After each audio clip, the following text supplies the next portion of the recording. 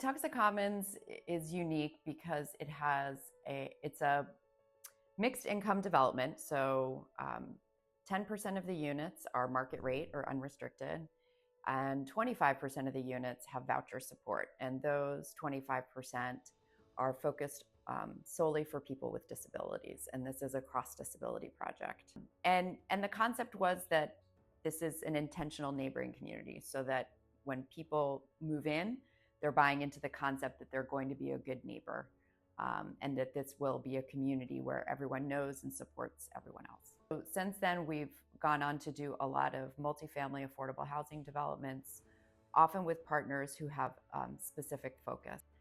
The remaining units are all priced as workforce housing. And so not only do we have a broad range of incomes here, we have a range of abilities and ages. In affordable housing, when you think of disabilities, often people are focused on individuals in wheelchairs. And so what we knew here is that just because we're a disability-focused building doesn't mean that everybody that moves in for these units is going to have a wheelchair. So while we made all of the units adaptable so that we have base cabinets that can pull out so a wheelchair can pull in, we also have hearing and visually impaired units, and we were able to actually add additional of those units after residents moved in who needed those features. The other component is really providing extra community space. We wanted to get people out of their units and create spaces that were beautiful and engaging, and provided a flexibility for residents to have different types of activities in different areas of the building.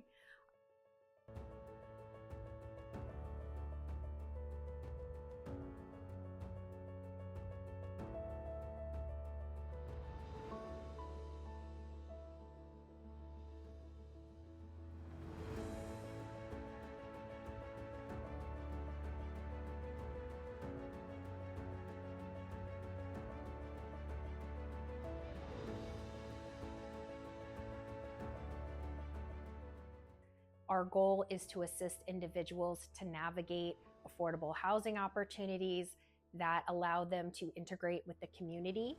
So without individuals accessing affordable housing opportunities, as well as being connected to the resources to obtain and maintain these resources, their options are very limited. Some individuals end up living with family members for longer than maybe they would like to. Otherwise, individuals sometimes reside in more institutionalized settings where there's provider-owned control, and that just does not give them as much independence as well as the community integration that they're seeking. I think Patuxent Commons is really part of the national discussion around how do we just build housing in general, and then how do we build housing for autistic people and people who are usually priced out of current market rate units around this country. Well, being an autistic person, I see and experience a lot of uncertainty in the world, and the world happens sort of around us. The world's not built for autistic people or people with disabilities, but it is a natural part of being human.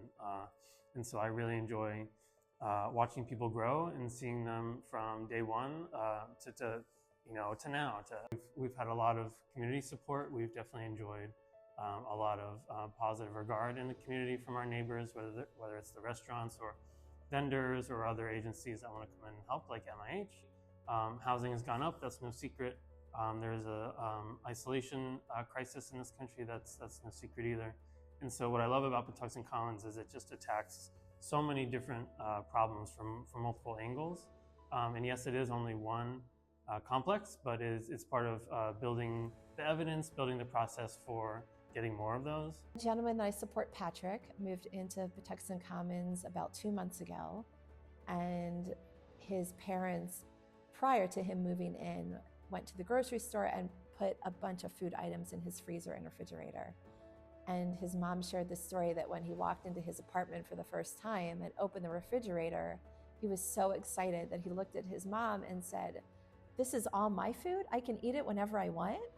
So that was a really big deal for him. And to know that he had his own keys and his name was on the lease and it was his space and there wasn't going to be somebody watching over him 24 hours a day, like at his previous group home, was an incredible experience for him. The most rewarding is just seeing the smiles on people share and the stories that they share and the pictures they share of these new apartments when they move in.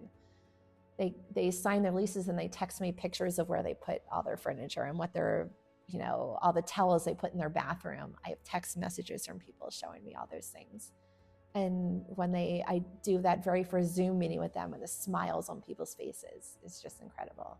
Everybody that works at or with Patuxent Commons in some way is so welcoming and so supportive and so open to partnering and working as a team and providing information and offering support, during an issue that we might have that we're not sure how to resolve.